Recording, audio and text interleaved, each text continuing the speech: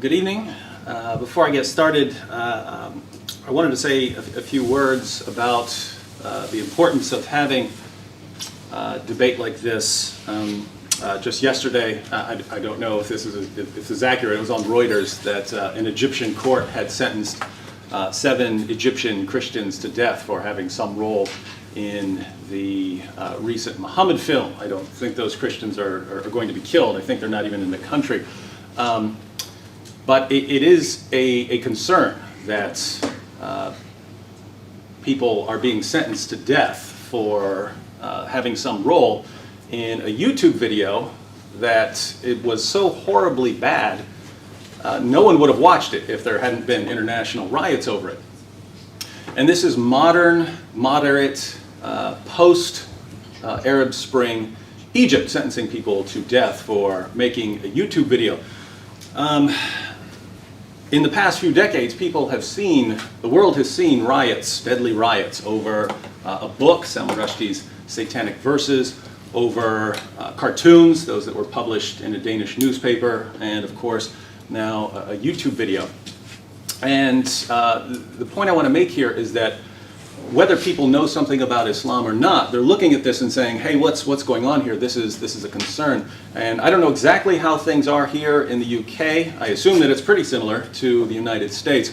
But in the United States, if you start asking questions saying, hey, what's going on with Islam, you're immediately labeled some kind of racist, Islamophobic, hate-mongering bigot. And that's a concern, because if you look at riots over cartoons or riots over a YouTube video, the goal in some of these countries is obviously to silence criticism of Muhammad, silence criticism of Islam.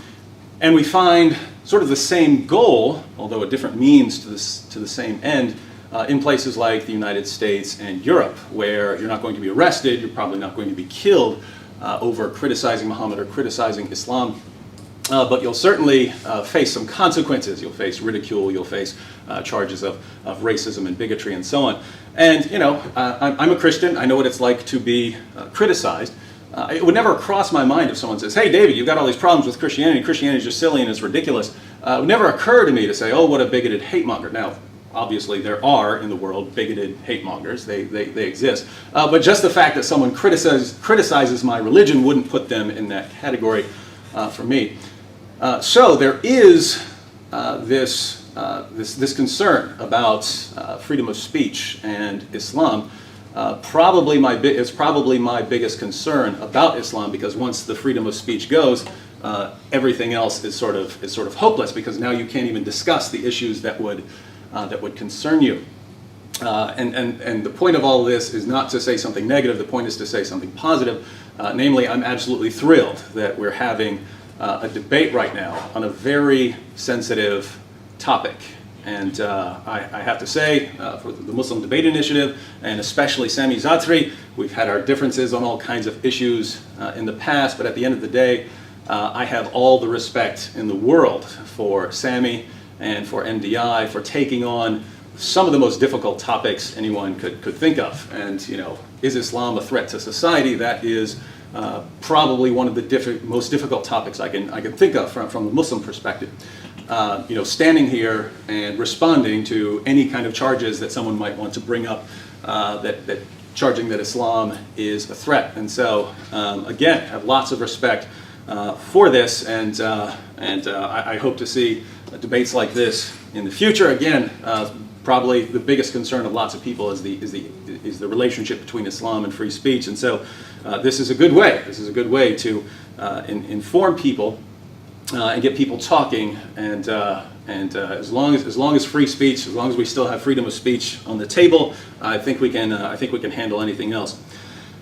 So, is Islam a threat to society? Obviously, I'm on the affirmative this evening, and I am convinced that Islam threatens society in numerous ways.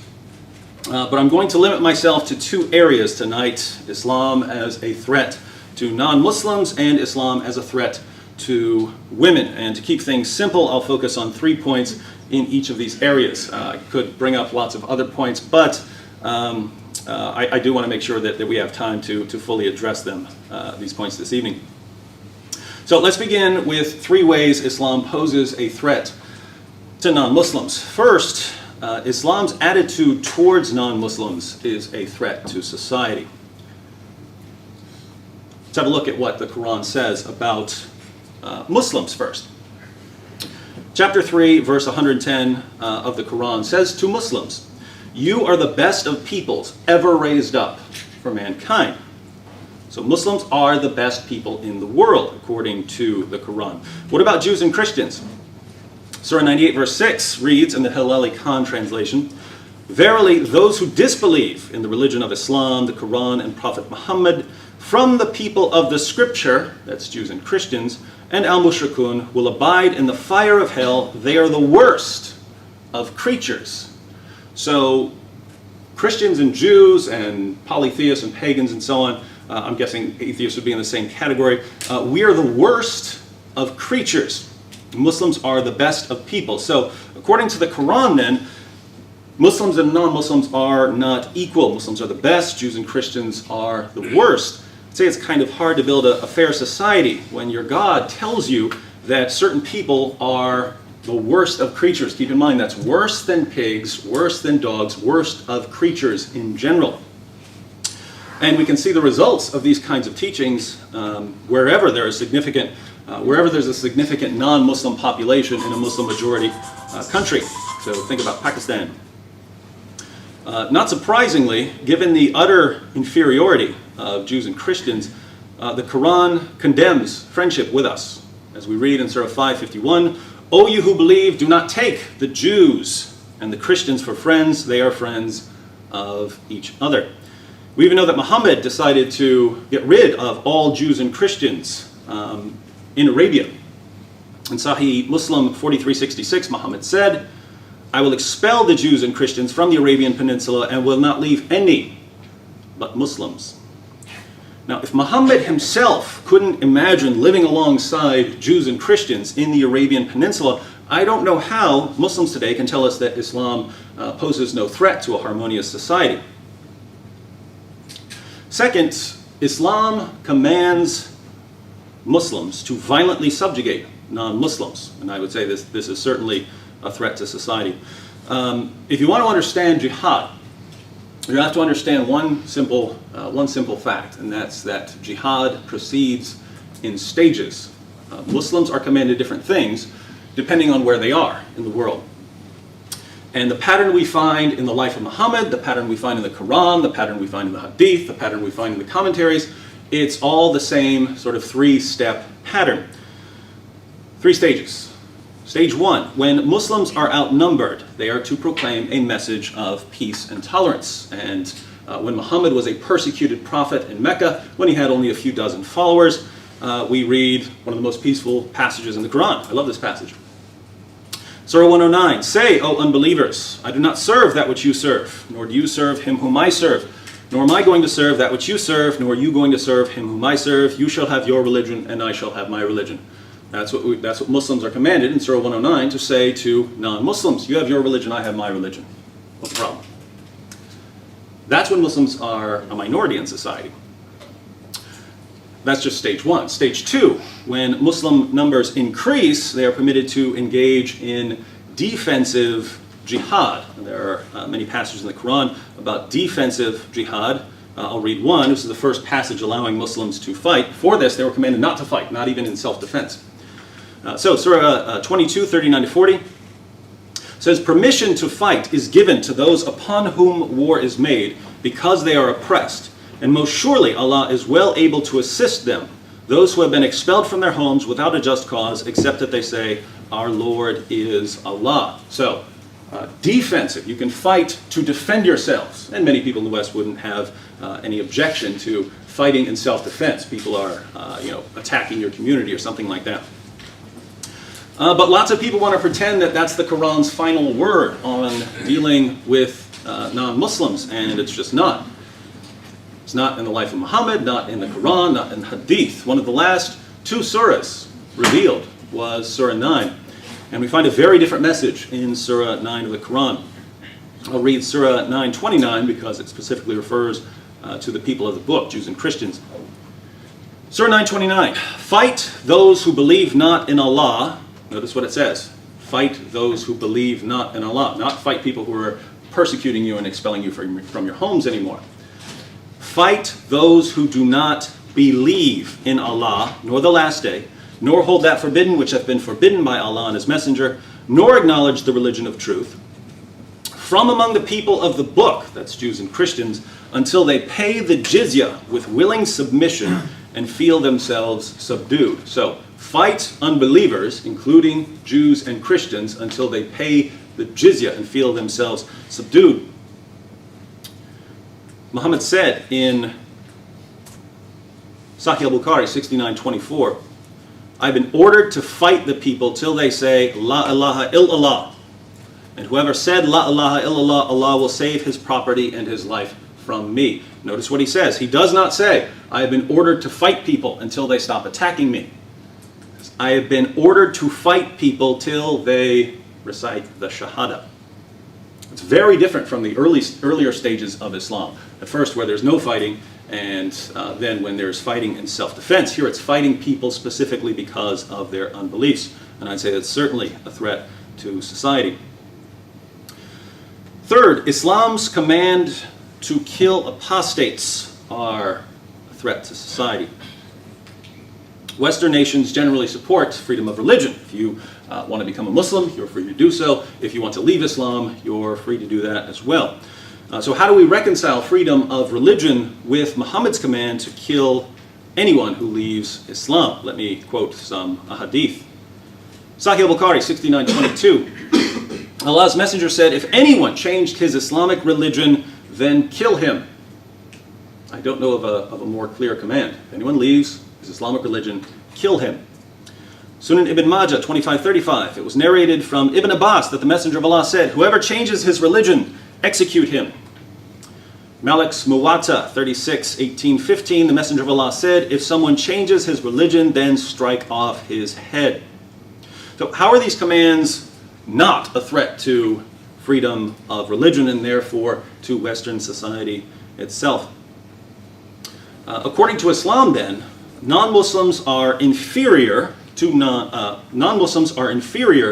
Muslims and are to be treated accordingly. Muslims are commanded to violently subjugate non-Muslims when they have an opportunity and no longer form a small minority. And Muhammad commanded his followers to kill anyone who leaves Islam. Is this a threat to society? I would say, obviously it is.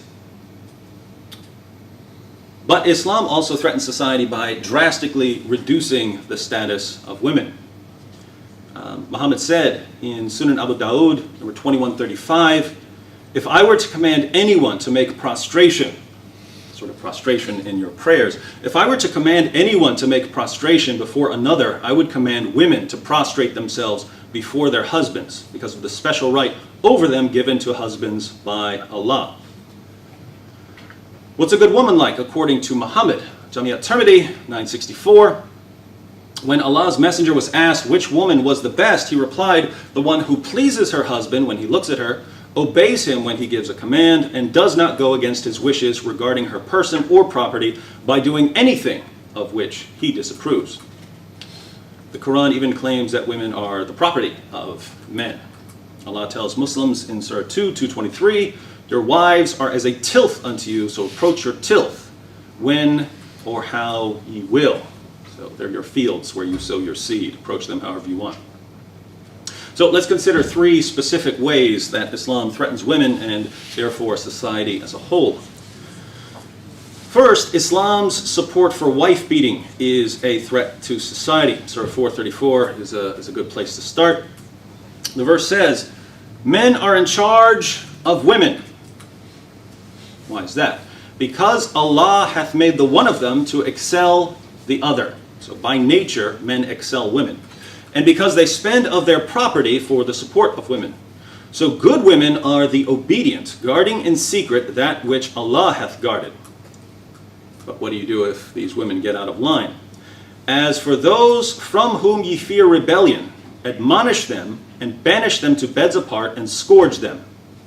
Then if they obey you, seek not a way against them. There are lots of passages we could bring up. We might bring up more in the course of this debate. Sunan Abu Dawud 21:42, Muhammad said, "A man will not be asked why he beat his wife." So it's no one else's business if someone is beating his wife. There's one very disturbing passage from my perspective where a woman is brought to Muhammad who had been beaten by her husband. Now, just to be fair to the context, she was saying false things about her husband, but he beat her until she had some sort of green bruised skin. Aisha, looking at this, said, in Sahih al-Bukhari 58:25, "I have not seen any woman suffering as much as the believing women."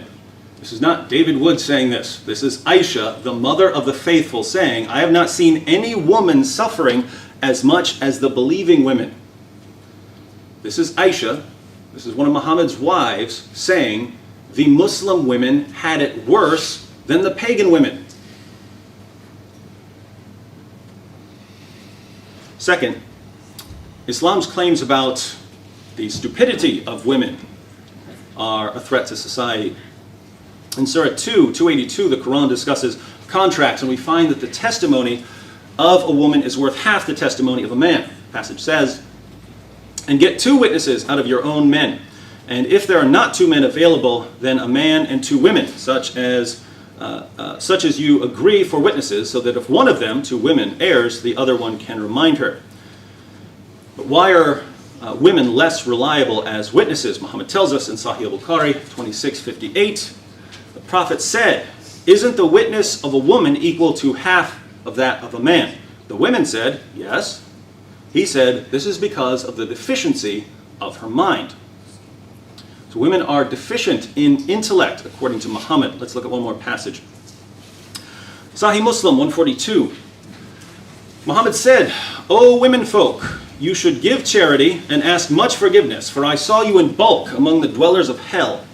A wise lady among them said, "Why is it, Messenger of Allah, that our folk are in bulk in hell?" Upon this the Holy Prophet observed, "You curse too much and are ungrateful to your spouses. I have seen none lacking in common sense and failing in religion, but at the same time robbing the wisdom of the wise besides you." Upon this, the woman remarked, "What is wrong with our common sense and with our religion?" He, the Holy Prophet, observed, "Your lack of common sense can be well judged from the fact that the evidence of 2 women is equal to 1 man. That is a proof of the lack of common sense." And people wonder why the Taliban are against young girls going to school. Third, Islam's support for marrying prepubescent girls is a threat to society. Muhammad married a girl named Aisha when she was either 6 or 7 years old, depending on the source, and he consummated the marriage. He had sex with her when she was 9 years old. I'll quote a few passages, there are certainly plenty more. Sahih al-Bukhari 38:95, Khadijah died 3 years before the Prophet departed to Al-Madinah. He stayed there for 2 years or so, and then he wrote the marriage contract with Aisha when she was a girl of 6 years of age, and he consummated that marriage when she was 9 years old. Sahih Muslim 33:11. Aisha reported that Allah's apostle married her when she was 7 years old, and she was taken to his house as a bride when she was 9, and her dolls were with her. And when he, the Holy Prophet, died, she was 18 years old. Sunan Abu Dawud, number 2116, Aisha said, "The apostle of Allah married me when I was 7 years old." The narrator Sulaiman said, or 6 years old. "He had intercourse with me when I was 9 years old." And who is the greatest moral example according to the Quran? That would be Muhammad, according to Surah 33:21. He is the pattern of conduct. Doesn't mean you have to do that. Muhammad had various numbers of different wives and so on. Certainly allows it. So we find certain teachings about violence, we find certain teachings about women, and it's a very common attitude, especially in the West, that it kind of doesn't matter what Islam teaches or what Christianity teaches or what any other religion teaches, because most people don't take these sorts of things that seriously, and so they're not going to have much of an impact on society. So let me quote some statistics by various polling agencies that have taken place over the past several years. 15% of American Muslims, so it's not worldwide Muslims, 15% of American Muslims under age 30 believe that suicide attacks in defense of Islam are at least sometimes justified. Not always, but sometimes. You say 15%, well that's not much, that's a minority. Well, it's 15% of several million Muslims in the United States under age, well, I guess less, under age 30. 1/3 of British Muslim students believe that killing in the name of Islam is sometimes justified. Not always, but in certain situations, yes. 40% of British Muslim students want the UK to adopt Sharia. 1/4 of British Muslims say that the 7/7 attacks were justified. A quarter. 68% of British Muslims support the arrest and prosecution of anyone who insults Islam. You could, since there's no clear criteria of what exactly constitutes that, you could say I am right now by criticizing some of Muhammad's claims. 62% of Canadian Muslims want some form of Sharia in Canada. 59% of Indonesian Muslims supported Osama bin Laden when the poll was taken in 2003. 59% supported bin Laden. 44% of Pakistanis viewed Osama bin Laden as a martyr for Islam. 49% of Nigerian Muslims have a favorable view of Al-Qaeda. It's around half. 31% of Muslims in Turkey say that suicide attacks against the West are justified. Not just any attacks, suicide attacks. About 1/3 of Muslims in Turkey, moderate Turkey. 78% of Pakistanis support killing apostates. 78%. 78%. That's a vast majority.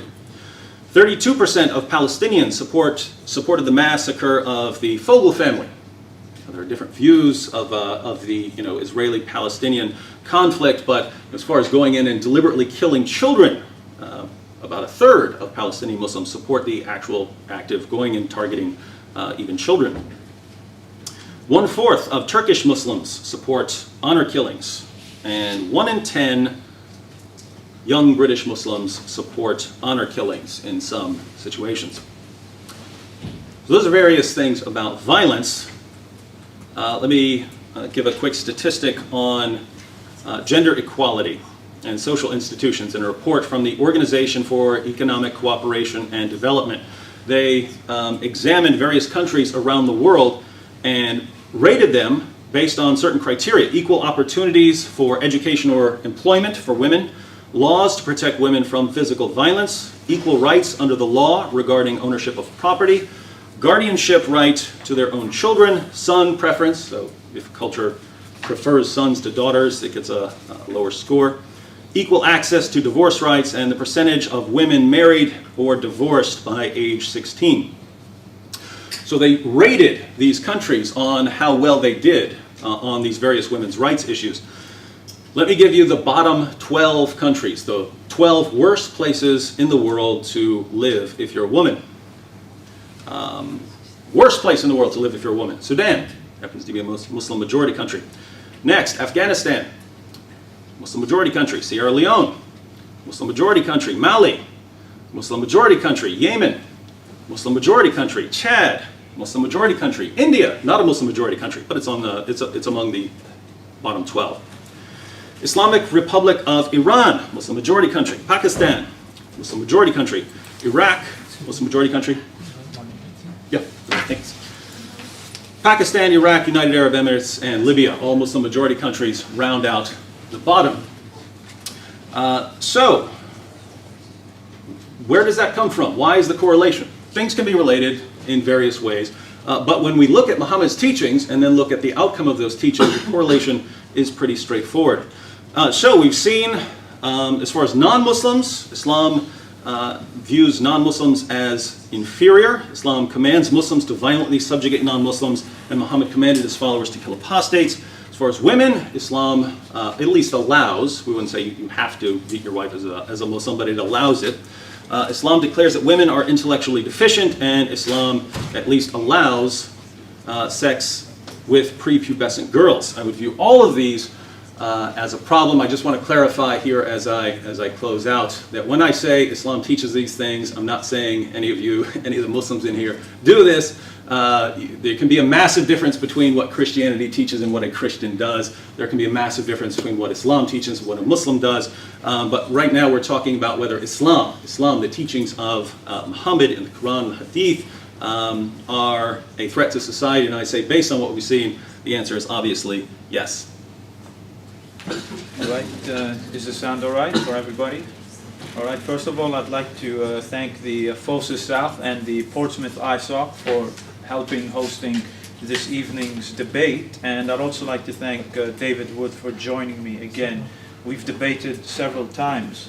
And I asked for this debate. Oh, no, it's on. Is it on? Yeah, is it on? No. They can hear me. Clip it here and then that's the mic too.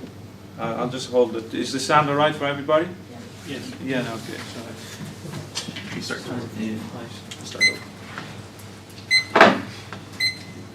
So as I was saying, I was the one who asked for tonight's debate because I wanted to debate this issue because I like debating contentious, relevant issues rather than hiding away from them. And as the topic says, is Islam a threat to modern society? Now, I'd say the most relevant part of David Wood's speech really came at the end. He quoted a lot of verses and a lot of hadiths, but as we all know, there's different ways of interpreting texts, and many Muslims don't view the text as he views them. You know, as he said a very important point at the end. A Christian might do something that the Bible doesn't command, but that's a bit convenient to say that when it comes to my faith and someone does something bad, it's not because our book says so. But when it comes to the other faith, that it's because their texts are just all barbaric and Muslims see it that way. And so we don't need to get into an interpretive war of what this text or that text means.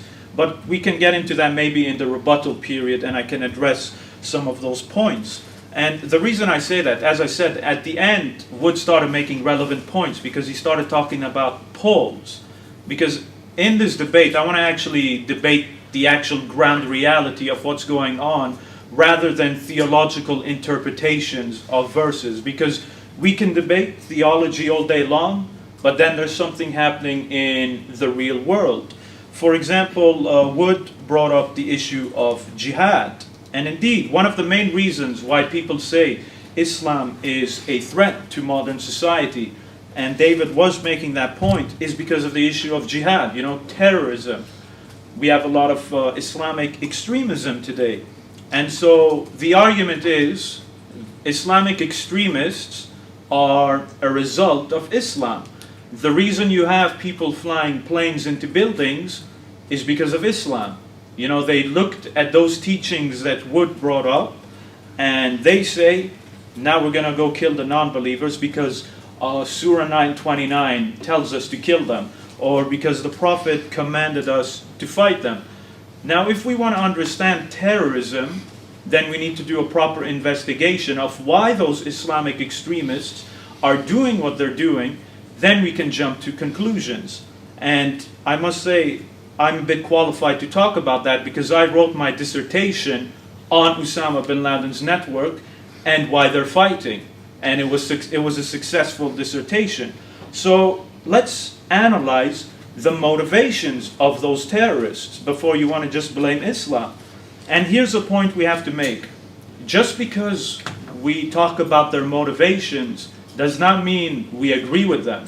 So there's a big difference. Someone might have a legitimate beef or a legitimate political issue, but it doesn't mean we agree with their methodology on how they do things. But there might be a legitimate concern. Now, according to Wood and many of his colleagues, they say, as I said, the reason bin Laden exists is because of Islam. Well, is that the case? In 1996, bin Laden actually released his manifesto, a declaration of war against the United States. Now, you'd think if you want to analyze why he's doing what he's doing, him and his men, then you'd start off by reading that text. And if you read that text, according to bin Laden, he doesn't say we're fighting you because of freedom, or we're fighting you because we're just Muslims and we feel like having a fight with you because you're not Muslims. No, he clearly says that they're fighting back because of the aggression against them. For example, American troops in the Arabian Peninsula. What's happening in Palestine? What's happening in Iraq? He said the same thing in 1997 in an interview with Atwan Barry, who lives in London, who owns his own newspaper. And in 2004, there's so many statements I can give you, but in 2004, a video was released by bin Laden, and he said the reason for 9/11. You know, people often ask, why do they hate us? Well, the man who did it, in this video, told you why he did it, but for some reason people just ignored him. So why did bin Laden say Al-Qaeda did 9/11? Was it because, yeah, we just hated freedom, you know, we don't like baseball games? Or was it because the Quran simply said so? You know, we're Muslims and you're the worst of creatures, that's why we're going to fly planes into buildings. No, he said none of that. Instead, he gave legitimate reasons. Now, legitimate reasons doesn't equal legitimacy to go and do what you do. There's a big difference between the two. But he gave legitimate political grievances. Number one, the issue in Palestine, the illegitimate occupation that's happening. Number two, the sanctions in Iraq, which killed over 500,000 children. Some say 100,000, whichever, it's bad enough. And then he brought up as well the war in Lebanon in 1982, how Israel went in and it completely destroyed the infrastructure of Lebanon, killed thousands of innocent civilians. And if you visited Lebanon in the 90s, like I did, you'd see all the destruction everywhere in civilian populations. And so these were the reasons he gave for his attacks. Specific foreign political issues. You know, dead babies in Iraq, the issue in Palestine, and the issue in Lebanon, all of these things put together, and the presence of American troops in the Muslim world, and so forth and so forth. And the new leader, Ayman al-Zawahiri, says the same things. You know, other leaders, such as al-Libi, who's been killed, they all say the same things. None of them ever come up and say, we're fighting you because we hate your freedom and because we think you're the worst of creatures and because we're Muslims, you're not, and we just hate you because, you know, whatever, you like watching Sports Center or what have you. Those are not the reasons as to why they fight. So what do the academics say as well?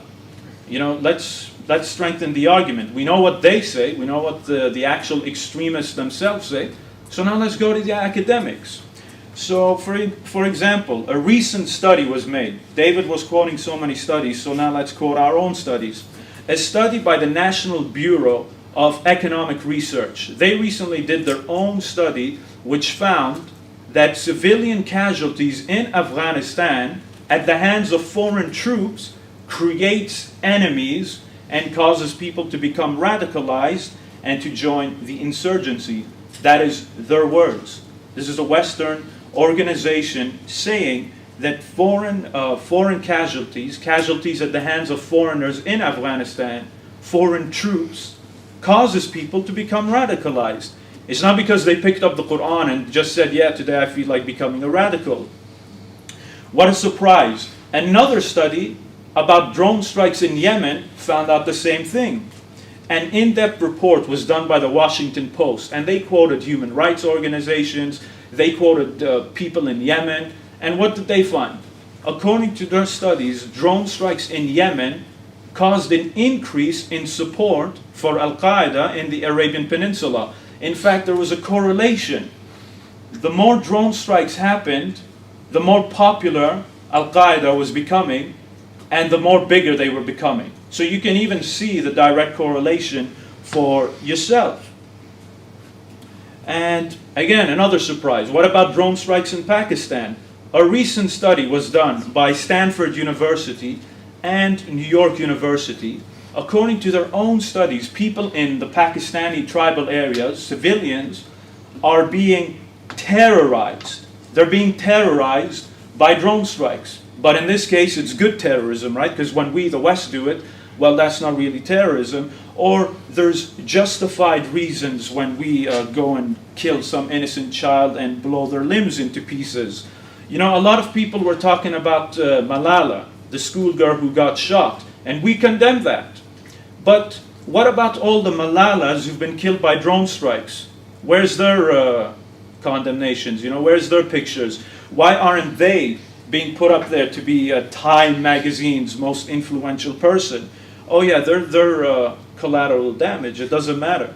And if you want to read all these reports, then take their website. It's a very good website. You can see the interviews with the victims and the families. It's livingunderdrones.org. Again, this is a Western university saying that this is causing terrorism. And when you terrorize people and you kill innocent civilians, do you think those people are going to come offering you cookies, or are they going to come offering you a fight? We know the answer. And here's the best study of all. And this practically it refutes most of what he said. And this is the smoking gun. Always keep this fact in the whole debate. A major study was done by the Arizona State University's Center of Strategic Communications. So what they did is they examined over 2,000 texts from Islamic extremists from 1998 to 2011. That's a lot of text to read and to examine. And what was their conclusion? They examined all the Quranic verses that were being quoted by these extremists, and they were examining the context in which the verses were quoted. For example, David Wood brings up Surah 9:29. You see, because of that verse, Muslims are going out to conquer the world. Well, guess what? According to this study, the reason why Islamic extremists quote Quranic verses is not for world domination. The context that they use the Quran in is in defensive ways, responding to aggression, victimization, dishonor, and retribution, their own words. So when they quote the Quran, they're not doing it the way David tells you that, yeah, we just want to go conquer you. They're doing it as a defensive response. And here's the irony. They barely ever quote Surah 9:29, and they barely ever quote Surah 9, verse 5, verses David Wood always loves to bring up. They always quote Surah 9:29, but the extremists themselves barely quote that verse. That shows you not a lot of research is being done. But now, let's say you want to reject the academics. Well, let's do something better. How about I quote you the intelligent officers, the people who are fighting these people. Let's see what they have to say. And here's a good thing. I personally know a counterterrorism expert. I personally know somebody who infiltrated a terrorist cell in Canada and foiled a terrorist plot. Mubin Sheikh. You can Google him. And so I interviewed this person. You know, this guy is the real deal. He infiltrates a group, and he's a counterterrorism officer. What does he have to say? I asked him bluntly, I just asked him in an interview, do these extremists hate us and attack us because they just hate our freedom and because they're just a bunch of mad Islamic extremists? And his answer, what was it? It should be yes, if everything David is saying is right. But according to him, that's a load of nonsense. The bigger irony is that I even named David Wood. I asked him, people like David Wood, Robert Spencer, use these arguments. What do you have to say about that? And this counter-terrorism expert said that that's just not true. If Mubin Sheikh's not good enough for you, I'll bring someone better. Michael Scheuer. Does anyone know who he is? This guy spent 22 years in the CIA. Not only did he spend 22 years in the CIA, he was the head of the unit that was tracking bin Laden from 1996 to 1999. And from 2001 to 2004, he was a special advisor to the new chief guy, to the new top guy. So what does he say? This guy should know better than all of us. He's with the CIA. He's an American patriot. So what does he have to say? Do these extremists hate us because they hate our freedom? Is it because they're just a bunch of lunatics? Well, according to him, they are at war, the Islamists are at war because of foreign policy issues, not because of everything David is trying to tell you. And he names some of them. American support for Israel's occupation, America's wars and support and occupation in Afghanistan and Iraq, the presence of American troops in the Arabian Peninsula. He names these as reasons. And you want a bigger irony? Bin Laden himself quoted this guy. He told Western people, if you want to know what we're about, go read this guy's books. I suggest you do the same. He has a book called Imperial Hubris. So this man is a CIA agent. If he's not good enough for you, then nothing will. But let's even bring something better. The 9/11 Commission report, the investigation of 9/11. They talked about the motivations of those terrorists. So what did they come to? What did they conclude to? You can even find the video on YouTube. They basically asked the top intelligence guy to sum up the view. And he was an FBI agent, James Fitzgerald. He was basically the spokesperson. And these are his exact words, the reason why they did what they did. They identify with the Palestinian problem. They identify with people who oppose repressive regimes, and I believe they tend to focus their anger on the US. Hardly a surprise, because the US has its hands in all of those things. Now, if that's not good enough for you, then this is going to be the cake. In 2006, a report came out of every single intelligence agency in America. All of them together came together. You know, they wanted to release a report on terrorism and extremism. So all of them came together, and what conclusion did they arrive to? Did they say, yeah, the reason why terrorism is such a problem is because, you know what? Islam. You know, Islam has all of these verses, and why? What are we going to do with Islam? You know, we have so many problems. Surah 9:29, the Prophet told Muslims to just fight the unbelievers, and yeah, this is a big problem. They said none of that. Instead, their assessment and final conclusion was that the war in Iraq helped fuel the spread of terrorism around the world. Every intelligence agency in America said that. And I brought this up a few years ago on one channel David Wood appears on, ABN. And I brought it up to a man named Walid Shabat. And when I brought this up to him, he said these guys are just a bunch of liberals. That's the response you get when you bring these arguments. So that's the terrorism issue out of the way. Keep every point I made in mind in the rest of the debate. Because you can quote a verse and say this verse means that, that's why they're terrorism. I just gave you a summarized reason as to why the extremism exists. Heck, I didn't give it to you. The intelligence officers gave it to you. Now, David talked about polls, and now this is going to be the best, actually. There's always better stuff coming up. Now he's going to have to be consistent, because if he wants to say Islam is a threat, and let me just say something, I agree with Wood. There are threats from the Muslims, but where I disagree with Wood is saying that Islam is the cause of the threat.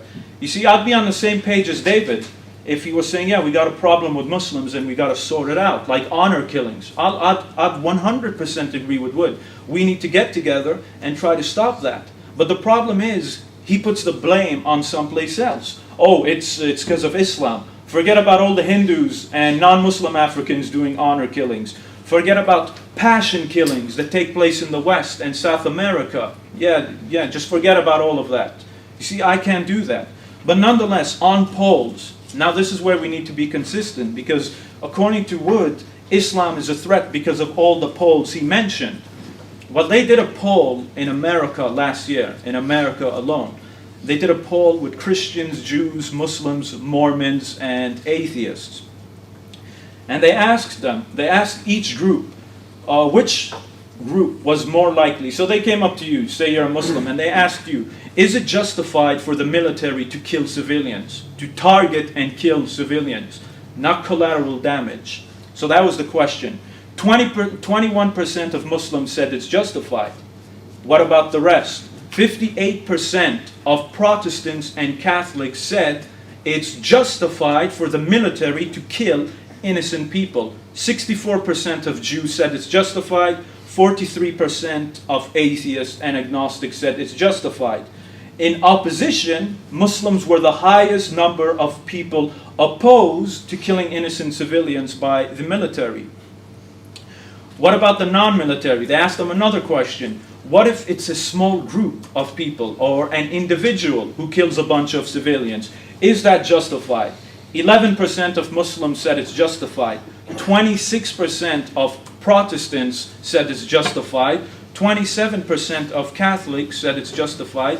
22% of Jews said it's justified. And 23% of atheists said it's justified. So according to this poll, Christians, Jews, and atheists are far more likely to support the murder of innocent civilians. Now, if he's consistent, he's going to have to say, well, Christianity is a threat. Judaism is a threat. But now comes the convenient inconsistency. When there are bad Christians, it's because they're bad Christians. It has nothing to do with the Bible, even though the Bible has verses saying, go kill women and children, but it has nothing to do with the Bible. But when it comes to Muslims, oh, it's all because of the Quran. I'm sorry, ladies and gentlemen, but that's completely inconsistent, and no non-biased person can take such an argument seriously. That argument is basically trying to have your cake and eat it. It just doesn't work. But now as for the polls on Muslims, let's address the polls on Muslims, but keep the other polls in mind because we want to be consistent. Yes, there are Muslims who say they'd like to have Sharia law in Britain. They ask British Muslims.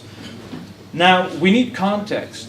When British Muslims say they want Sharia law, what context do they mean? Do they mean that they want to take over your lives and make all of you Muslims? That's not what they mean. What they mean, they want Sharia law in their own personal lives in civil issues, like marriage. They'd like to have that marriage done under Sharia, or divorce, something like that. And the Jewish communities in Britain and Europe have the same thing. They have their own Jewish court systems where they can go and do civil matter issues under Jewish law. So that's what Muslims mean when they say we want Sharia. Secondly, someone who says, I'd like to have Sharia in the West, is far different than saying, I'm going to impose Sharia in the West. If you were to ask a Christian or a secularist or a secular humanist, would you like the entire world to be secular humanist? They'd say yes. But that's a far different thing than saying, now I'm going to force everybody to become a secular humanist. And what about the polls about Muslims who they support suicide bombing, or they think it's okay to kill, and so forth? Once again, context has to be shown to those polls. When you ask a Muslim about suicide bombing, he's not thinking about a suicide bombing that goes into a civilian population and just kills innocent people for the sake of killing them. He looks at that as the foreign political issue which I mentioned at the start. This is the problem with a lot of people. They don't view things through the Muslim perspective. They just view things through their own perspective. When a Muslim answers questions like that, he's viewing things from the perspective of seeing places like Iraq getting bombed, Afghanistan getting bombed, Palestine getting bombed, and so he's viewing it in that specific context. Context is always important to such polls. But nonetheless, if we're going by polls, if David wants to blame Islam for those polls, then he needs to blame Christianity for the polls I mentioned. And last but not least, the issue of freedom of speech, because David brought it up in his opening. And that is a relevant issue, because we do have some issues of freedom of speech. But now we need to be consistent again. Trying to regulate freedom of speech isn't anything new.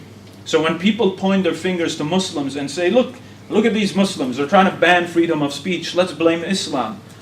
That doesn't make sense, because regulation of free speech already exists.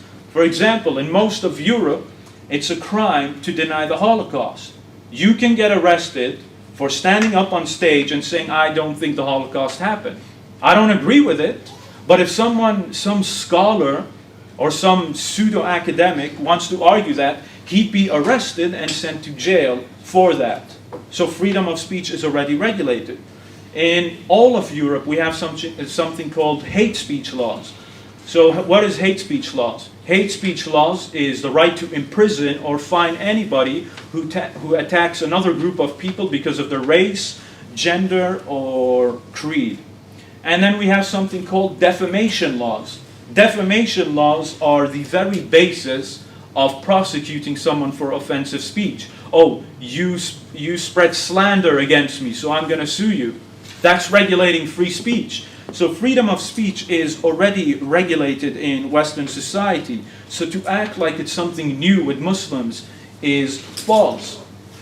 Now, as for Muslims who want to limit the criticism of Islam, Muslims, I don't know any Muslims who say that they want to silence fair critique of Islam. I'd even ask all Muslims here, do you have a problem with someone arguing against Islam in a civilized and mannered way?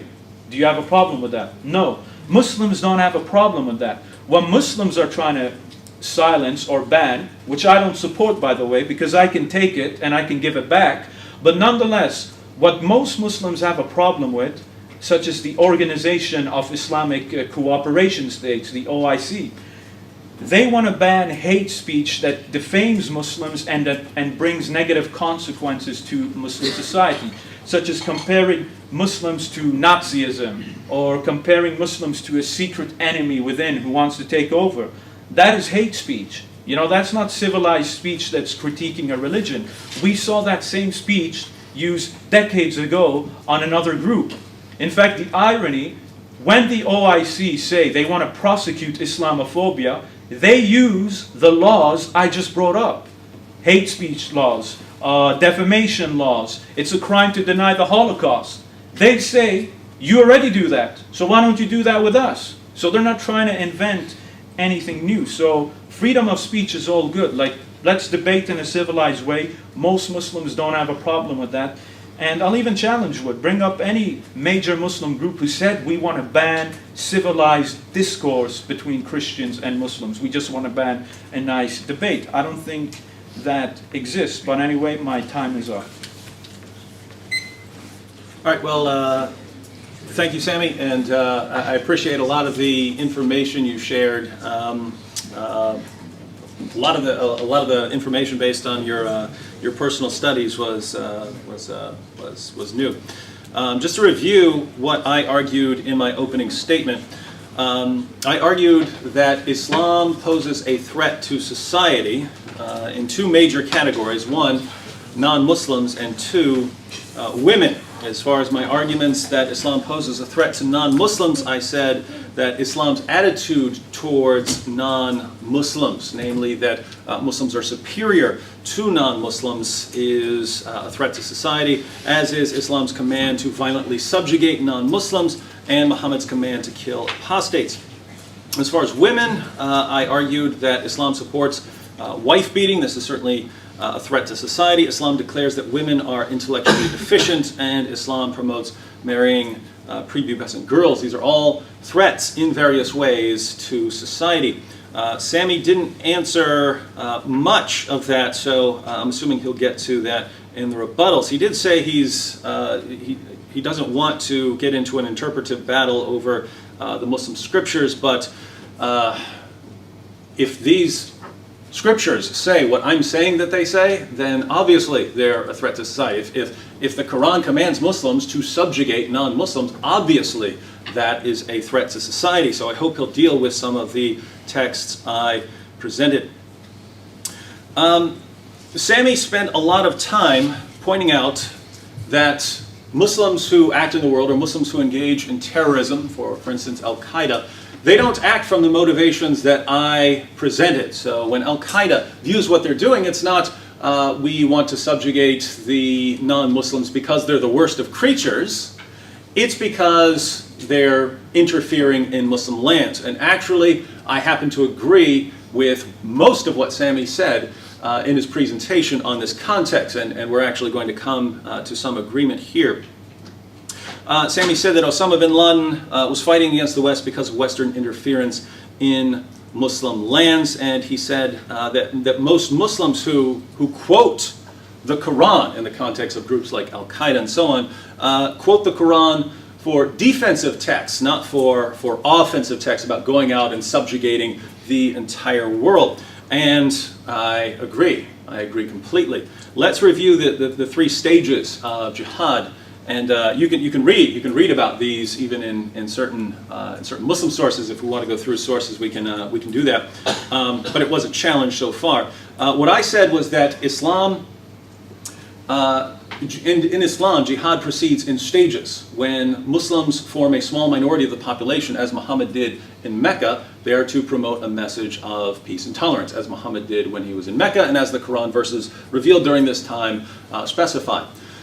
Later, when Muslims have a higher number, and can start defending themselves against attacks or criticism, they are encouraged to engage in defensive jihad, fighting people who are posing some sort of physical or intellectual threat to Islam. And it's only later, when Muslims form a majority, or when Muslims can actually go out and dominate other groups, that they are encouraged to engage in offensive jihad. And notice that we find this pattern in the world. If you are a Christian in many Muslim countries, you're not going to have, most of the time, the same rights as non-Muslims. If you look at Western countries, what is Islam all about? It's all about peace and tolerance. If you look at countries where it's kind of 50-50 or something like that, you'll see it's not a safe place to criticize Islam. So we actually see the same pattern in the world today that we find in the Muslim sources and in the life of Muhammad. Now, as Sami's point was that most Muslims don't view themselves in the offensive jihad stage, not even the terrorist groups. They're not going out and subjugating. But guess what? According to Islam, they're not supposed to. These groups are not capable of going and conquering the United States and bringing it under Islamic rule. So according to Islam, they're not in stage 3. They're not in the position where they can actually go out and dominate all the unbelievers. What stage are they in? Oh, not according to me, according to Islam. They're still in the defensive stage where they can defend themselves against aggression by other groups. And so when Sami says that that's what they're doing, I would say that's exactly what they're supposed to be doing, according to Islam. And let me quote a couple of passages, and if anyone doesn't understand the mindset behind, say, the 7/7 bombings or 9/11, it's actually pretty straightforward according to groups like Al-Qaeda. Let me read a verse from the Quran.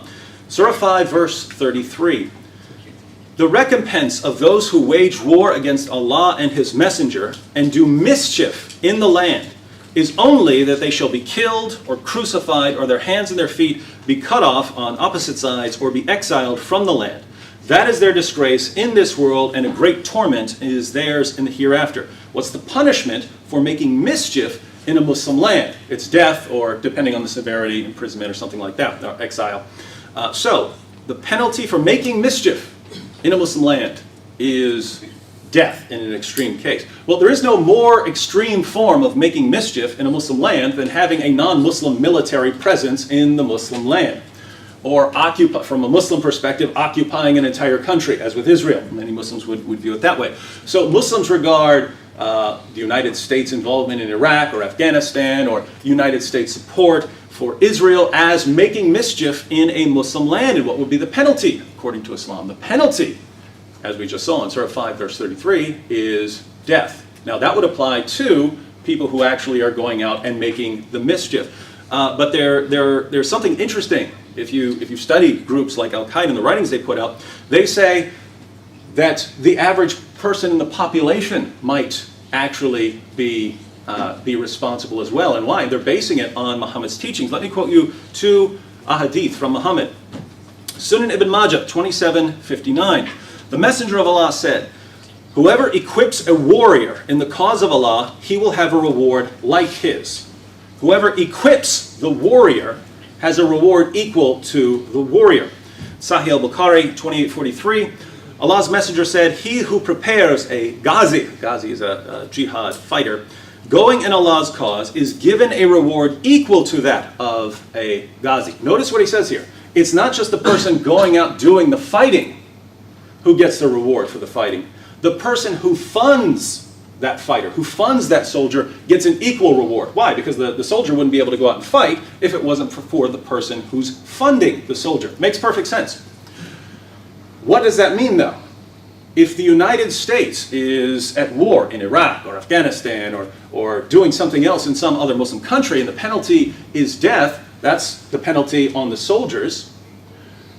Who's funding those soldiers so that they can actually carry on this mischief making in Muslim lands? Well, that would be people like me, people who pay taxes and fund the military. That's the mindset. You don't have to agree with it. Most of you probably don't agree with it. But if you look at the pattern, people making mischief in Muslim lands, that's the penalty. The penalty for that is death, Surah 533. And those who support them financially, who make it possible for them to go out and fight, they are equally responsible. That's why you can have planes crashing into buildings, because none of those people in the Twin Towers are innocent. They're not innocent. They're all funding the government, which is making mischief in Muslim lands. Makes perfect sense. Again, you don't have to agree with it, but that's the idea. So I agree completely with Sami that these groups view themselves as engaging in defensive fighting, not offensive fighting. People are attacking Islam in various ways, and therefore Muslims are simply defending themselves. Sami says that Muslims are at war due to foreign policy issues. So just to clarify, I have agreed with a lot of what he says, but I'm going to have some disagreements here. Sami says that Muslims are at war due to foreign policy issues. Well, if you think about the Muslim reaction in various cases to these foreign policy issues, what foreign policy issues do Muslims face that no one else faces? Because the United States, I mean, let's face it, puts its nose in people's business all around the world. Most of those groups don't fly planes into buildings. Why is it somehow different? Well, you can see what the passages say in Surah 533 and in the Hadith. Sami says that the war in Iraq actually fueled terrorism. I agree completely. It's supposed to, according to Islam. Interference in Muslim lands is supposed to provoke a reaction according to the Muslim sources. So that's exact. I agree completely. He says that people in the West are complaining about the shooting of Malala. What about all the Malalas killed in drone strikes? Well, drone strikes usually aren't targeting little girls, whereas the Taliban did. They shot her in the head for criticizing the Taliban. I'm not saying anyone supports that. I'm not saying that's not the point. I'm just saying there is a massive difference there. But as far as if anyone else goes and targets a little girl, I don't care if it's a Muslim, a Jew, Israeli, Palestine, Christian, whatever. I would condemn any targeting of a little girl in a shooting. He says that statistics show that Muslims in America are less likely to support the killing of innocent people than other groups, and that Christians and Jews and atheists are more likely to support killing innocents. I haven't read this study. I'll go ahead and grant it. But Sami says that I'm inconsistent, right? Because let's suppose all Christians support going around killing innocent people or something like that. Let's suppose it was 100%. Why don't I then condemn Christianity? It seems that Sami has represented my argument as, look, you have various Muslims who are supporting terrorism, various Muslims supporting suicide attacks, various Muslims supporting honor killings, and I'm saying it's all Islam's fault. That was not my argument at all.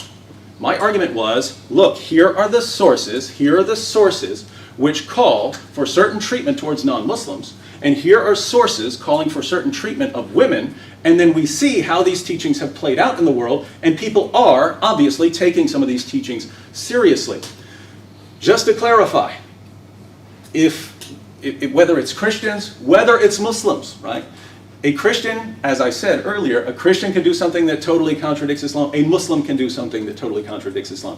If a Muslim is out doing something that doesn't come from his sources, that isn't based on the teachings of Islam, I would not condemn Islam for it. At most, I would condemn the Muslim for it and say, hey, you're not following the teachings of your religion.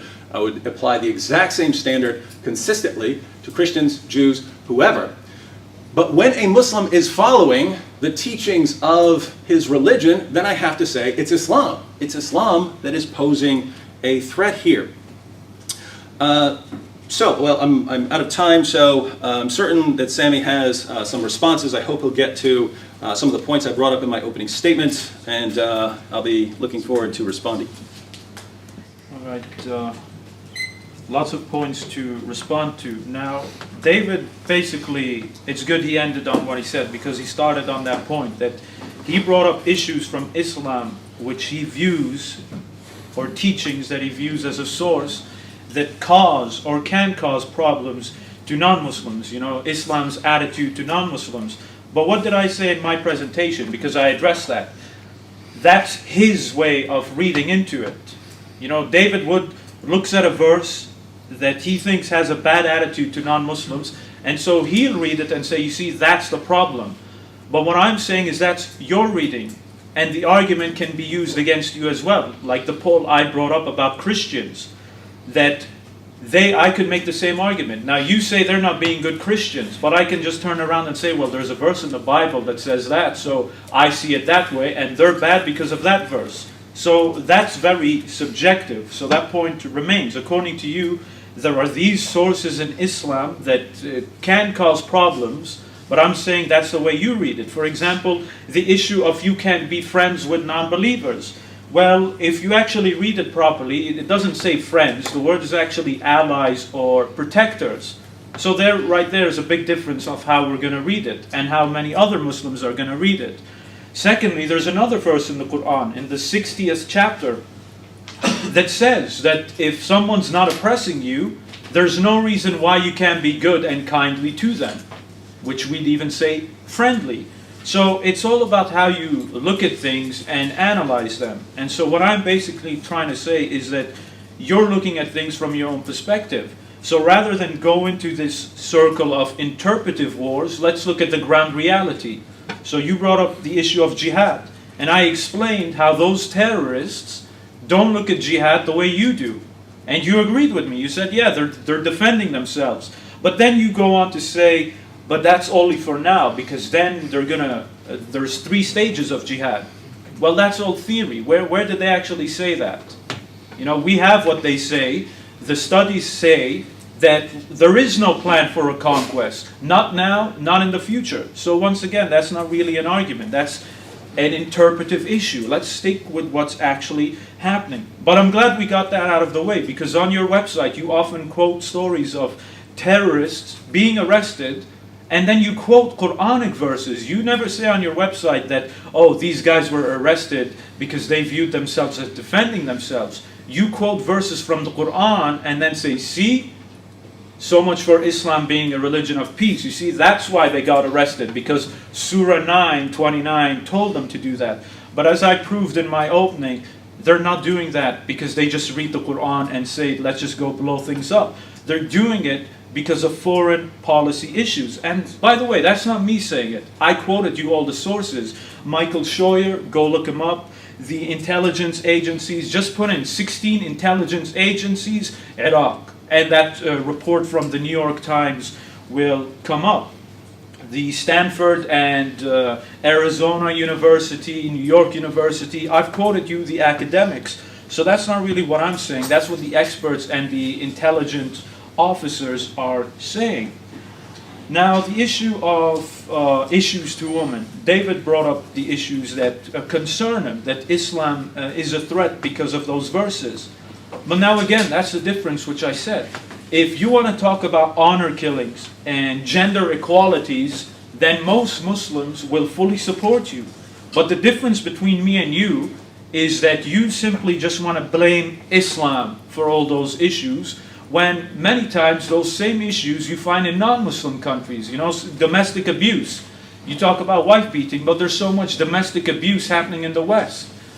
And so once again, there's a difference of how we view things. Unlike you, I don't view things as simply black and white, that, oh, there's all these problems for Muslim women because of Islam. You know, that's the core reason. A lot of those issues that Muslim women struggle with is because of cultural issues, like honor killings. Honor killings, anybody who does a serious and honest study of honor killings will see that honor killings are a purely backward cultural thing rather than a religious issue. For instance, in Afghanistan, if recently a girl was killed by a man who wanted to marry her, but the father rejected him, so they killed her. How are you going to blame a religion for that? That has nothing to do with religion, but has to do with backward culturalistic tribal mentality, not to do with the issue of religion. And as for the issue of Aisha, now let's explain that. That's a very simple issue to answer. First of all, I'd like to ask, what's the age of marriage in the Bible? Because there is none. Nowhere in the Bible does it say you have to be 12, 16, or 18. So what is the standard?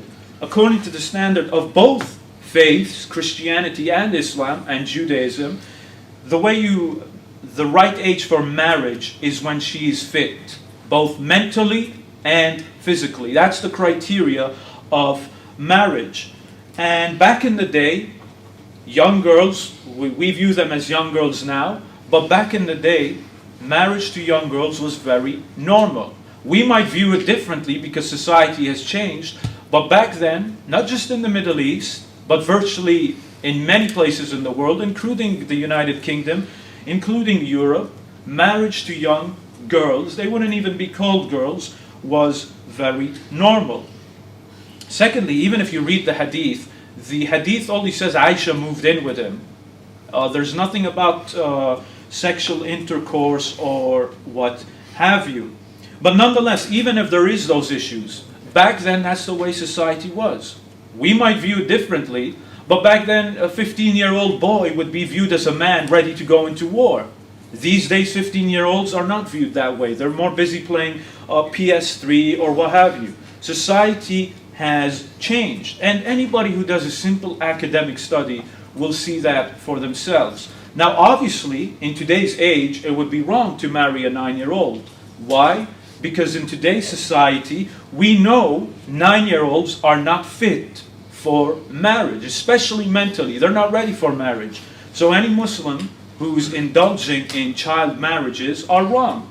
That's not following the Prophet's example, because the Prophet's example was marrying a girl or a lady when she was both physically and mentally fit. If you don't do that, you're not following the Prophet's example. And secondly, many Muslim scholars have even come out saying it's wrong for child marriages to happen today. Islamic scholars, why would they say that? They know the hadiths, they know the Prophet's lives, and these are orthodox Islamic scholars. They're not trying to appease anybody. They're saying that in the Muslim world, where Muslims are in control according to Wood, so why would they come out and say that in the Muslim world, not in the West? So that shows that child marriages has no basis in today's society. And what about the issue of tolerance? David keeps bringing up the issue when Muslims are in power, we see something happen. Everybody else is subjugated and they're treated really badly. I'm sorry, history says otherwise. Anybody who studies anything about history in academia will see that non-Muslims who lived under the Islamic State lived in very good conditions. Yes, there were some bad periods, but tell me any society that didn't have bad periods in its society to a minority. We can have that game all day long in the secular West and the Christian West. You know, we live in a secular West. Do you know why we live in a secular age now? Because before secularism, the church used to rule Europe. And they were so oppressive, they didn't allow any freedom for even other Christians. It got so bad that European Christians had to come out and say, you know what, we got to get rid of the church. That's why secularism exists.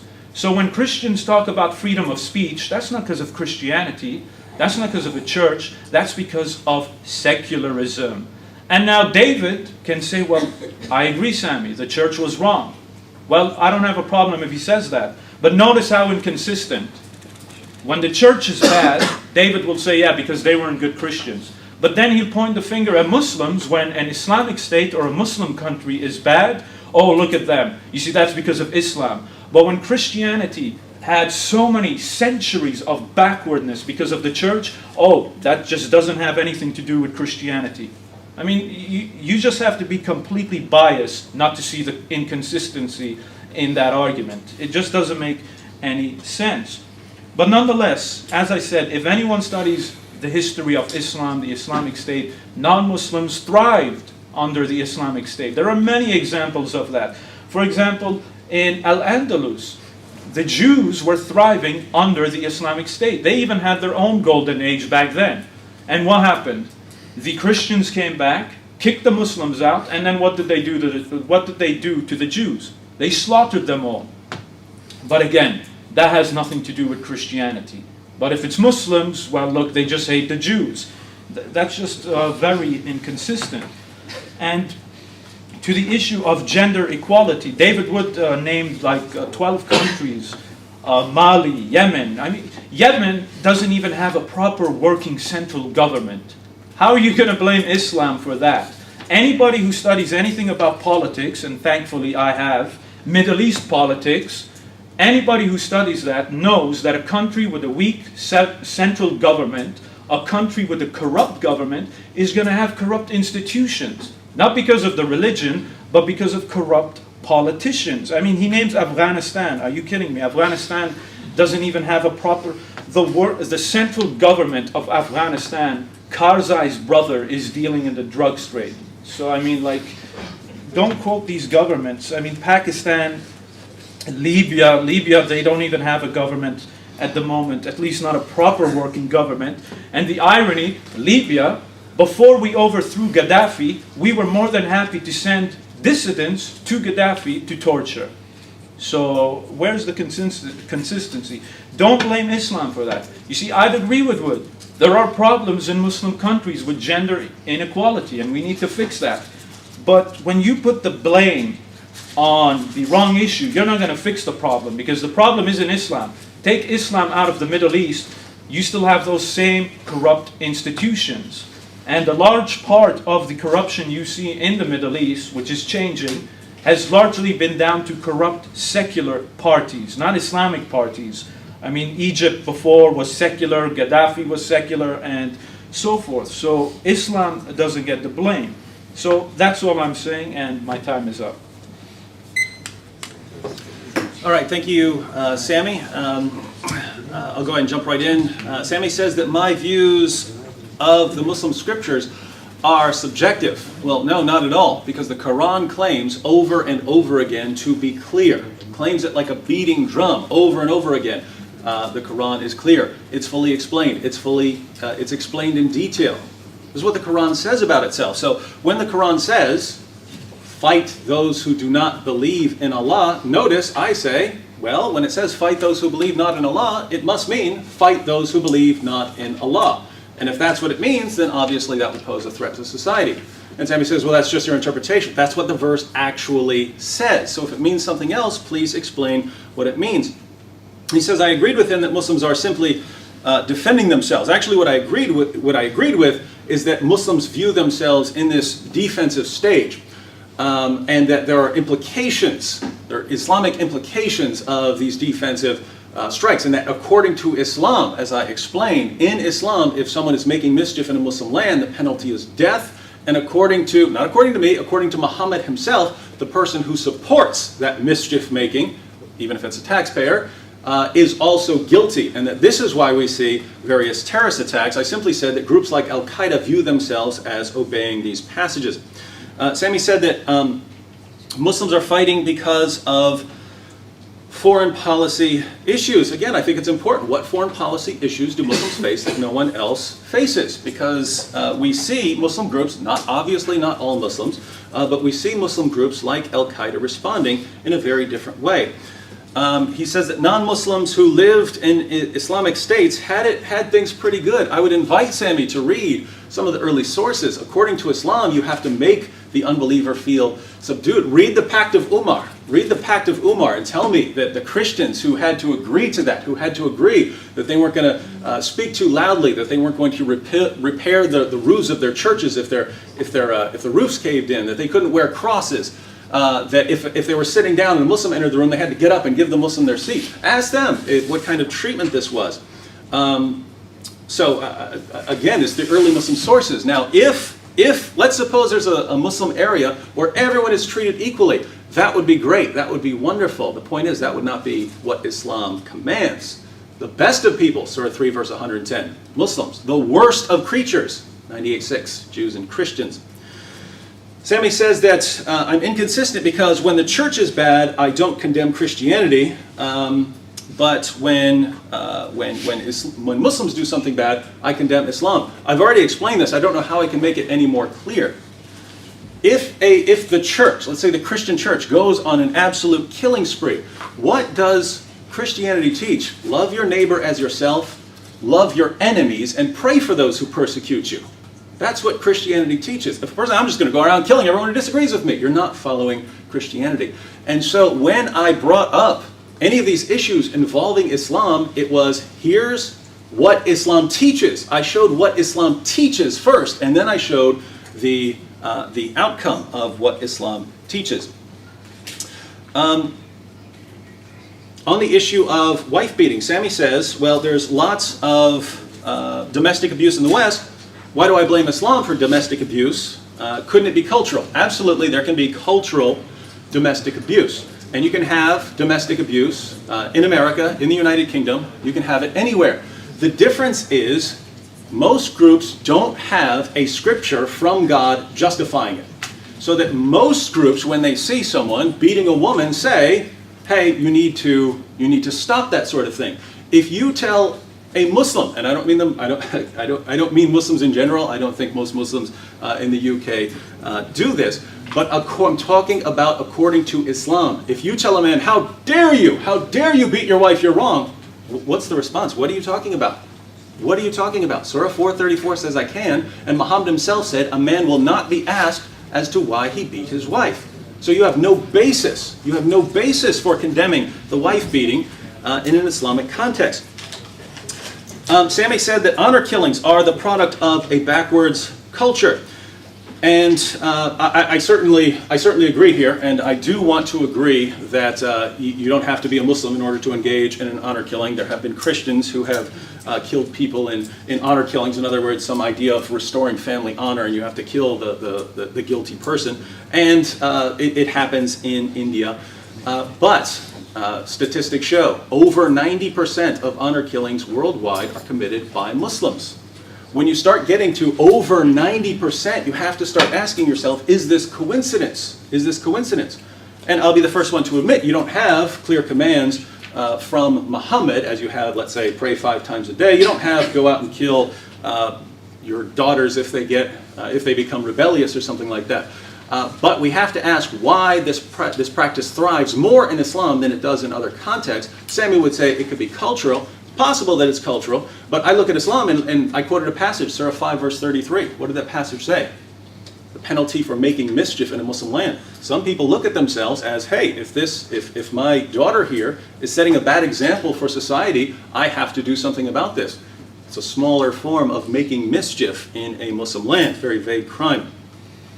As for Aisha, he says, what's the age of marriage in the Bible? Well, I wasn't appealing to any age of marriage in the Bible. The biblical position would be you don't do something that you know is going to harm someone.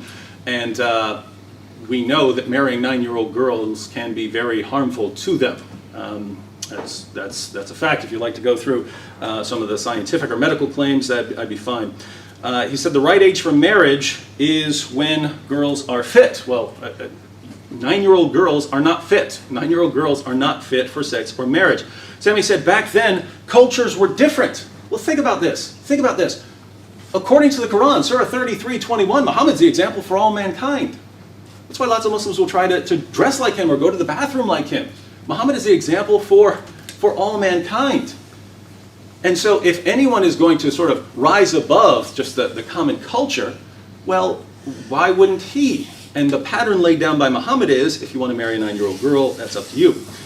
Sami said the passages I quoted said nothing about sexual intercourse. Actually, they all did. Every last one of them did. And those of you watching on YouTube, be sure to go back and listen to those. All of them said that he consummated the marriage or that he had sex with Aisha when she was 9 years old.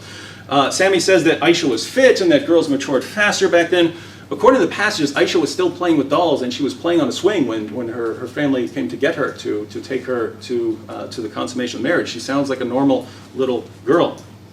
Sami says that marrying too young is against Islam. Not according to Surah 65, verse 4, it isn't, and we can certainly talk about that passage. Surah 65, verse 4 allows sex with prepubescent girls.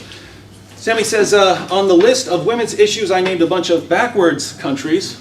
Well, I'd say Iran, United Arab Emirates, and some of these places certainly have at least some stable government. Why would we say that 11 of the top 12 worst places to be a woman are Muslim countries? I don't know. All right, lots of issues. Now, David brought up a good point. He said, all right, he's quoting the Quran, which is clear. You know, Surah 9:29 clearly says, fight the unbelievers. And so that's why you have, or you can look to that, and that's why you'd have a bad thing. Unlike in Christianity, let's say the church went around killing a bunch of people. that would be against the Bible, because the Bible teaches, love your enemy and what have you. While in Islam, it does teach those bad things, and that's why you can see such issues. Again, that's so subjective. That's like trying to have your cake and eat it. So yeah, basically, yeah. So Surah 9:29 says, fight the unbelievers, so that's why they're doing that, or some of them. But when the church does those things, the Bible never says go out and fight, and, well, actually it does. But in your interpretation, it doesn't. For instance, Justin Martyr, early Christian fathers talked about the just war, and they used verses from the Bible. David even did something very interesting about honor killings. David mentioned how a Muslim could theoretically justify an honor killing by using a verse in the Quran, punish those who make mischief in the land.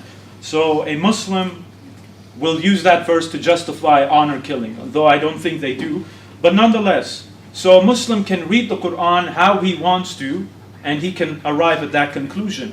Guess what? Church fathers did the same thing with the Bible to justify killing and war. Now, if David has a problem with that, he can have a problem with that because he tried to theorize why a Muslim would commit an honor killing by looking at the Quran and coming up with his own interpretation. Well, church fathers did that. If that's good enough for a Muslim who does honor killings, David, it should equally be good enough for church fathers who did the same thing and the same reasoning to justify war according to Christianity. So that point remains. Now, obviously, I'll even grant it to you. The Bible doesn't say what the church should have done. But if I want to argue like you and look at things black and white, I'll just say, well, you know what, there's a verse in the Bible that's talking about killing people, and then there's another verse in the Bible saying that that's a good teaching, which you can use. Well, I can put two and two together and say, you know what, the church was actually following that teaching. It's very clear. Now, as for 9:29, let's just address it to give you an example of what I mean, how we just view things differently. So, Surah 9:29, Wood quotes this verse saying, fight the unbelievers, it's in the Quran. My contention is that it's not that simple. To quote a verse, you need to study its context, its historical context, its context as a book, and so forth. Anybody who studies the context of this verse will see, when was it revealed? It was revealed during a stage when the Byzantines were killing messengers of the Muslims and ambassadors. So the Muslim would send an ambassador to Syria, modern-day Syria, and they'd kill that guy. That is a declaration of war in modern society. And that was part of the context in which that verse was revealed. So it's not simply so black and white where it says, fight the unbelievers, just like that. And even if you read the hadiths, there are conditions when you're supposed to fight. For example, Wood quoted the hadith where the Prophet said, I'm commanded to fight people until they convert. That's the point I'm trying to bring at. That's how he sees things when he simply isolates it. But in context, that verse was revealed when? It was revealed during a stage of war with the pagans. One of the greatest Islamic classical scholars, Imam Nawawi, even said that that hadith was referring to the Arab pagans during the war. So it's not simply so black and white as David is saying. Well, there's this verse in the Quran and it says, fight the unbelievers. Yeah, that verse is clear, but you need to look at it in context. When you separate something from context, you are not doing any favors to the text. And what about the issue of Muslim terrorists? Now, David is trying to say that according to Muslim terrorists, they view themselves in a defensive crisis, as if to say that they're not really under attack. That's false, because the intelligence officers I quoted you, they weren't saying, Muslims simply think they're under attack. They themselves came out and said, drone strikes cause enemies. There's a big difference. So I'm not simply standing up here telling you what Muslim extremists only think. I also gave you the studies of what the experts say. And according to the experts, civilian casualties causes enemies. So that's why they view themselves in a defensive war, because of what happened, not simply because they just brainwash themselves into thinking that they're in a defensive situation. What about the Pact of Omar? I love the Pact of Omar. It's always brought up. First of all, non-Muslim historians argue that this pact is most likely not authentic. And we can actually prove that this pact wasn't authentic, or if it was authentic, nobody paid attention to it. For example, according to the Pact of Omar, you can't repair churches.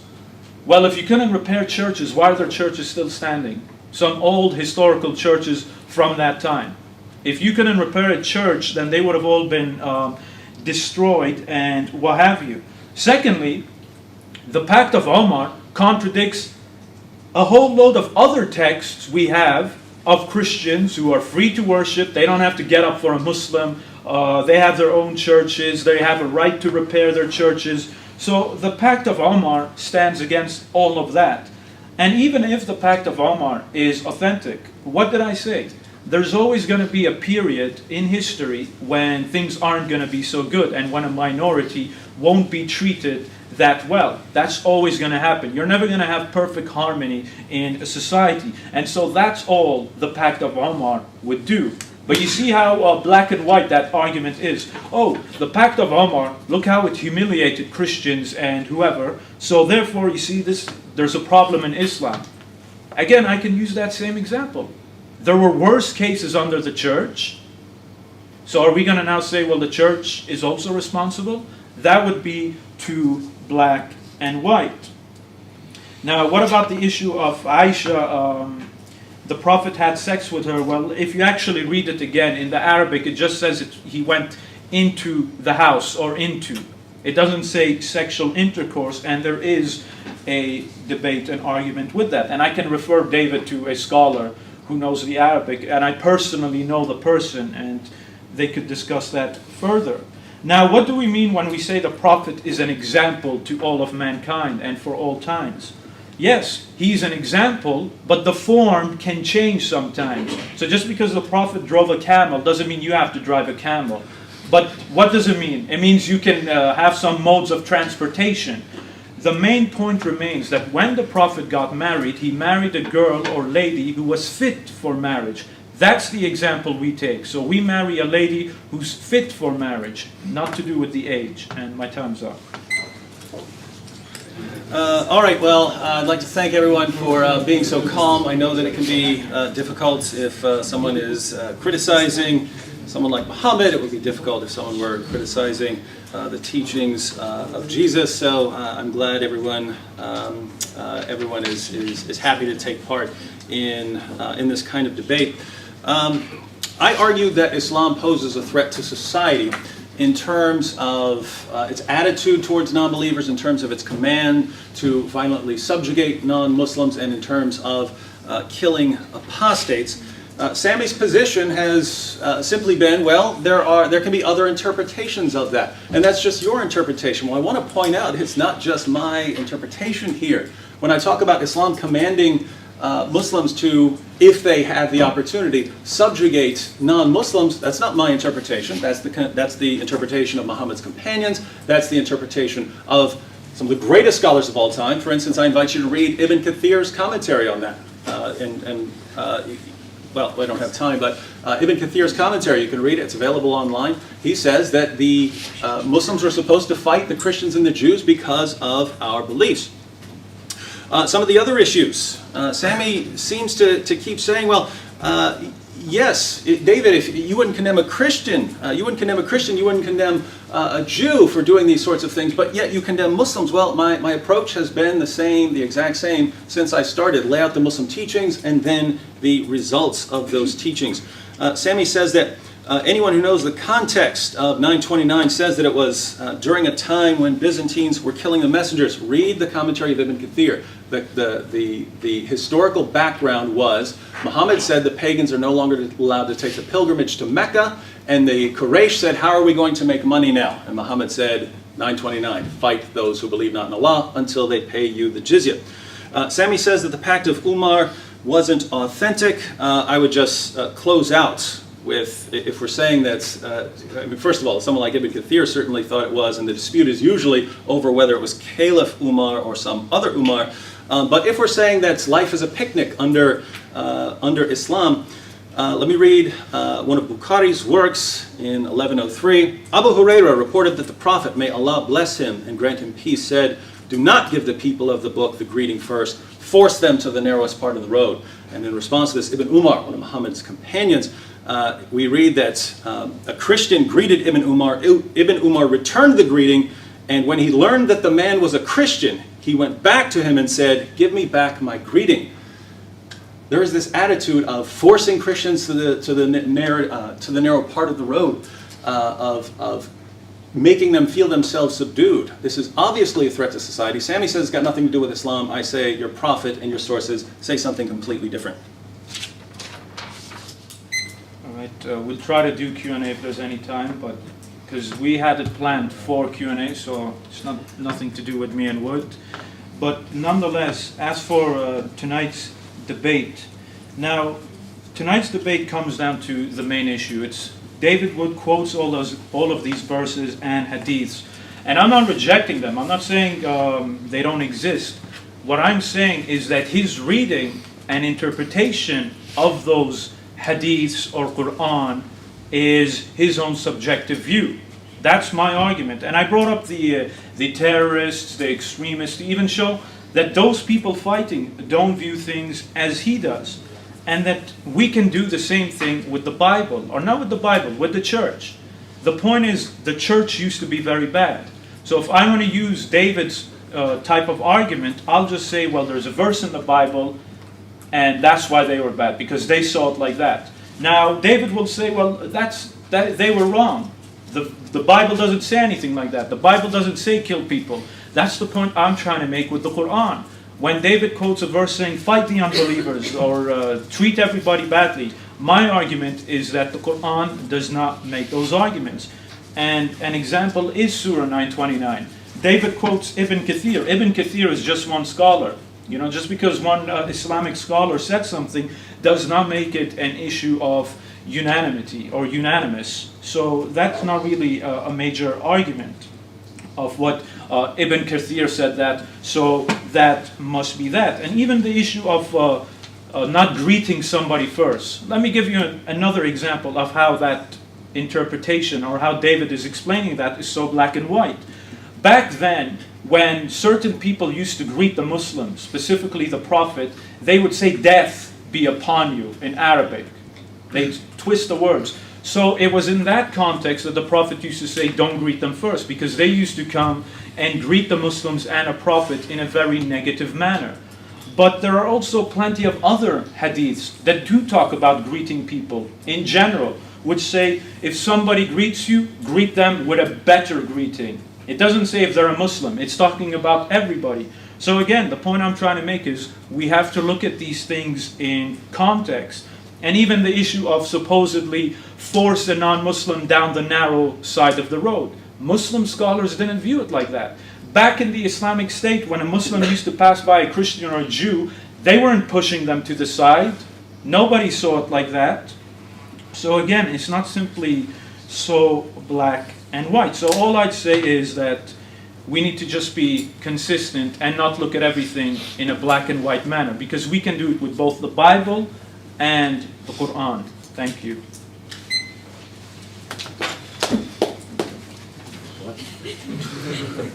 That's not what we need.